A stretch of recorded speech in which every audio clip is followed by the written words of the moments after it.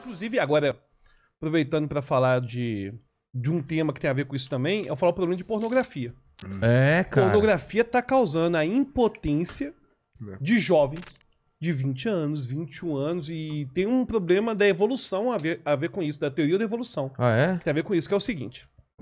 Eu não quero dar um papo moralista, eu não tô querendo dar um de moralista, sabe? Ou o NoFap, você tá ligado no NoFap, né? Tá ligado, o né? NoFap, inclusive, grande parte daquilo é bobagem. Eu quero aproveitar e fazer aqui um corte legal, né? Um corte bacana. Vamos lá. Eu fiz até um vídeo de humor sobre o NoFap. Porque o problema é o seguinte. Que são 30 dias, em novembro, se não me engano, né? Aí você transmuta a sua masculinidade. É um absurdo.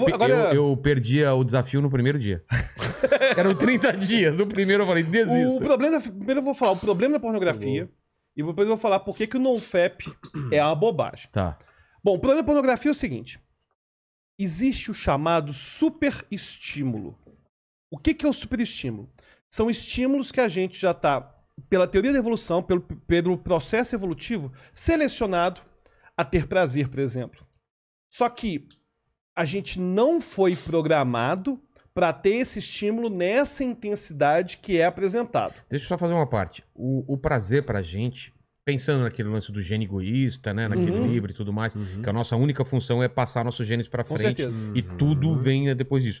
O prazer, ele surge porque animal provavelmente também tem prazer quando transa. Tem. Porque pra forçar, pra ele ter... Estimular a produção. Talvez não no nível da gente. A gente tem um prazer muito cortical, muito pensamento, né? Exatamente. Tipo, a voz da mulher ou a voz do cara pode Pro fazer... animal, deve ser mais físico, é muito mais né? fisiológico. É fisiológico. O prazer aparece pra gente como a gente conhece hoje, sendo uma coisa desejável. Pô, eu quero ter aquele prazer, eu busco aquele prazer pra forçar a gente a transar mais. Com certeza. Ou seja, exatamente isso. Existe uma programação... Não tô fazendo uma defesa... Pra quem trai. Pra quem trai. Não, de forma alguma. Só tô falando que... Existe, o ponto é o seguinte. Existe, então... Né, Mandíbula? Essa questão de a pessoa... O cara joga do nada. Primeiro que eu não entendi, segundo que a minha namorada deve estar assistindo, ela também não deve ter entendido, mas tá bom. Mas ela não entender, tudo bem. Aí a treta é o seguinte, então, imagina, então. Existe essa programação, tanto de homens e tal, de buscar pelo prazer pra poder passar descendentes pra frente. Tá. Agora eu te pergunto, você lembra como que era na sua adolescência, na sua infância, a saga da Playboy? O que era a saga? Cara... Não, existia. Não, por exemplo, você... Na minha época era catálogo da uma Demilos da vida. Sabe? Não existia a chance de ver uma revista pornográfica. Não tinha, cara. Exatamente. Ninguém conseguia então, por exemplo, se alguém... Por exemplo, eu sou dos anos 80, nasci em 1980. Dado sensível. Eu nasci o cara só se põe em perigo da risada. Eu nasci em 1980.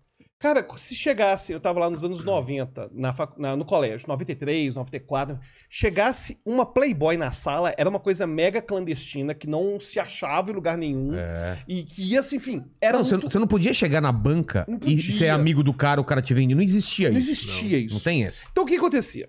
Por que eu tô falando sobre isso?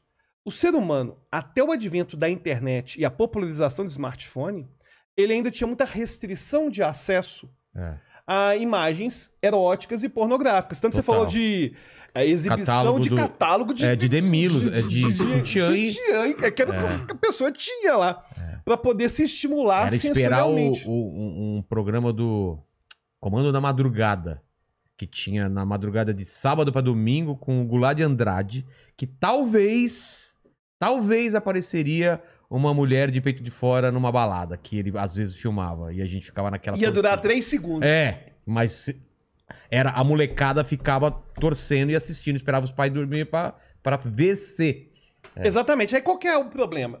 Que até esse momento, a gente não tinha uma hiperestimulação em relação a esse estímulo sexual. Então as pessoas tinham que transar e ter acesso à estimulação sensorial pessoalmente. Então a pessoa casava, arrumava namorado. Não vou nem entrar aqui em questão de fidelidade ou não. Enfim, o ser humano, ele é bem mais complexo do que a gente colocar que ele é igual animal e tal. E a sua visão do corpo no feminino, ou para as mulheres do masculino, seja como for, era mais o pessoal do que uma imagem idealizada, né? Sim. Porque não era a foto ou o vídeo que você vê, você não tinha acesso. Então, no máximo, você via biquíni, né? Exatamente. Aí qual que é o problema que começou a surgir? as pessoas começaram, essa geração nova aí, ó, esses Enzo, é Enzo, né, que chama Enzo. essa geração nova que tá surgindo, eles começaram, um menino hoje de 14, 15 anos, que não estiver sendo devidamente monitorado até pelos mais pais, ele consegue, cara, em 3 segundos na internet, ver uma orgia. É claro. Ele consegue ver facilmente. Aí qual que é o problema pro cérebro? Vai surgindo algo que acontece com várias substâncias psicoativas. Por que, por exemplo, eu quase nunca bebo. Quando eu bebo, eu fico louco. Certo? E aí, o que acontece? Ele bêbado é muito bom. A gente fez um podcast com ele bêbado, eu tive que cortar 50 minutos do podcast. Pra eu não tomar processo. Que maravilhoso. Não teve como, É cara. porque o córtex pré-frontal, que é o responsável pelo meu autocontrole, ele, quando tem muito álcool no meu sangue, ele começa a funcionar menos. Que é assim como todo mundo, né? Só que, enfim, aí o que acontece? Eu quase nunca bebo, então quando eu bebo, eu acabo ficando mais felizão. Então, sei lá. O Vitor, esses dias aí, no Flow, bebeu uma garrafa de hidromel sozinho, não sei como. Fiquei malzão mesmo. Ficou malzão. Mas se eu mal. bebo um negocinho desse aqui, cara... Aliás, tem uísque aí pra gente eu tomar vou mais ficar daqui a muito- pouco. Tem Vamos beber hidromel alguma- também. Tem hidromel também. aí tem. bebemos alguma coisa aí, like a boss, logicamente, aproveitar a situação. Vamos pegar fazer o que o Richard Rasmussen ensinou pra gente, Baileys com whisky. Baileys cara. é bom demais, Nossa, cara. Mas Baileys, com eu whisky, adoro cara. Baileys. Adoro Whisky, Baileys. fica bom pra Aí o que tomei acontece Baileys quando eu com tomo whisky. Baileys? Acontece quando eu tomo Baileys. Eu O tenho uma meu, garrafa, o meu inclusive, cérebro, em casa. ele fica alterado por causa do álcool. Tá. E aí ele começa a ter que compensar essa alteração. Por isso, quanto mais a pessoa bebe, mais alteração o cérebro dele vai tendo. O cérebro vai compensando isso. Então, eu não sei se você bebe com frequência. Não. Mas a pessoa que bebe com frequência, ela bebe às vezes meia garrafa e não sente nada. Porque o cérebro já começa a ter a chamada tolerância. É o que acontece com o antibiótico. Tanto que o antibiótico, muitas vezes, a gente tem que fazer o desmame do antibiótico. Caramba. É porque o corpo vai se habituando àquilo e tem que tirar aos pouquinhos. O corpo altera. E se eu te falar que a pornografia faz isso? Caramba. Então o que acontece? O cara precisa de um estímulo cada vez maior? Exatamente, ele começa a ficar viciado. Mas não tem estímulo. Vai Cara, chegar um ponto que não tem maior. Aí chega a impotência.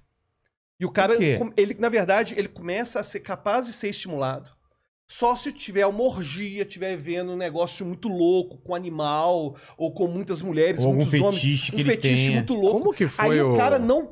O cara para de ter prazer com mulheres de verdade. E foi aí que ganhou força o NoFap.